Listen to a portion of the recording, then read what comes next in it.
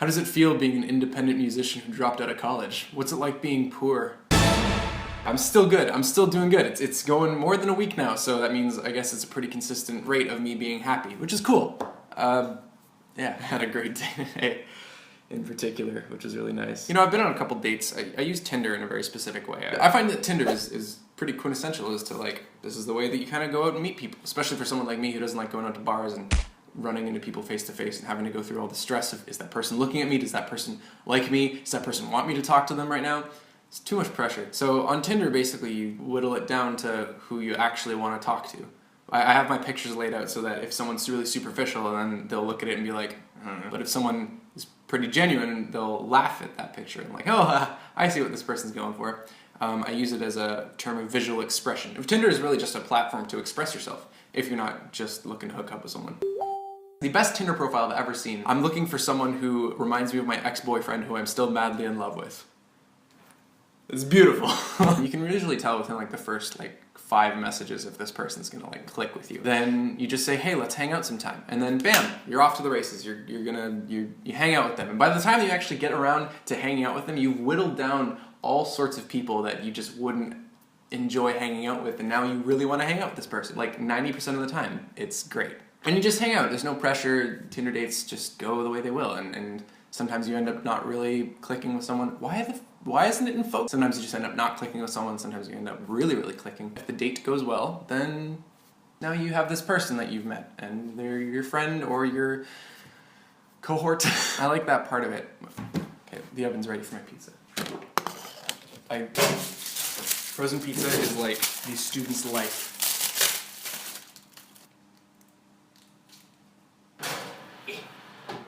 The entire pizza box won't fit, so I cut out the instructions, and every time I buy the pizza, I just take the box out and I just throw the pizza itself in so I can keep this. And this is left from like a couple weeks.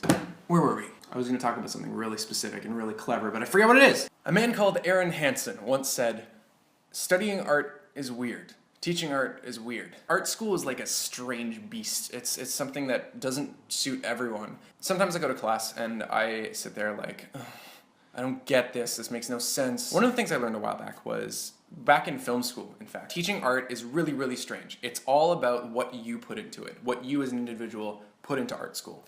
Whether you're studying writing or drawing, acting, it's about your effort put into that and you creating your own education. Without putting yourself in that and learning from your own mistakes and your own trials and tribulations, you don't really learn that much from the instructors. The instructors take you through exercises and they teach you things about other artists that maybe you can learn from, but if you don't grab onto something and want to learn from yourself and do a lot of self-reflecting, you're not really going to get a lot out of it. And that's what's weird about art, because art is about you as a person and individually. One of the biggest influences on your art is you as a person, and whether or not you're grown enough to understand it's with the context of culture and the expression, how things is going to read to other people. Empathizing with other people. What's the difference between the metaphor that rings a specific way in your head and if that's going to translate well to an audience? That all comes through self-reflection and taking what is taught to you by art school teachers and applying it to your own life. One of the biggest things you could do to mess up in art school is try to go against what the teacher is trying to teach you.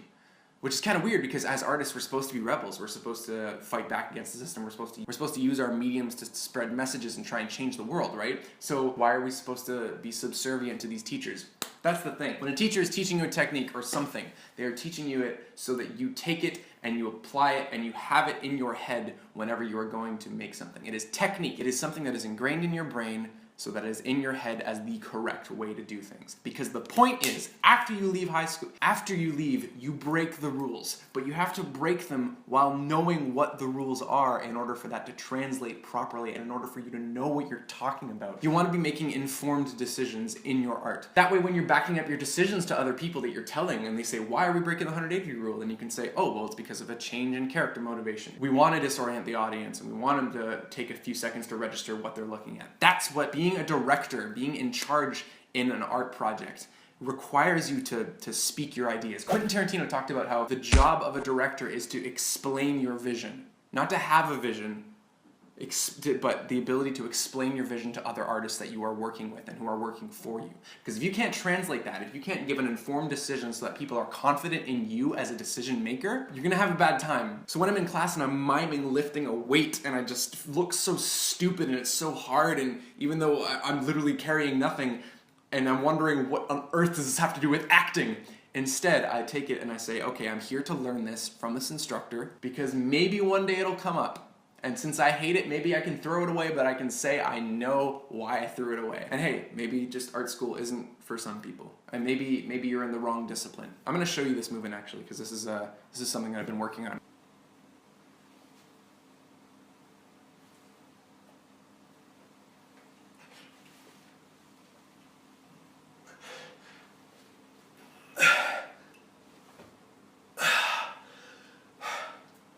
No joke, that is what I'm spending my tuition money on. I do think it's really good that you dropped out, because, I mean, it wasn't for you. It just wasn't. Maybe music school will be. Maybe you're not even meant to be in school. Either way, life will end up fine. Because as long as you run away from the wrong answer, you head towards the right one. Isn't that something Mom always said? Going to art school is not a bad thing. But it is a bad thing if you're not looking to really learn the basics and the boring stuff. Except for film school. Don't go to film school. It's a waste of time. Also, do you know what I can get for £1 in this country? Alright, I'm gonna go. Good luck on that 6th book you started and probably won't ever finish.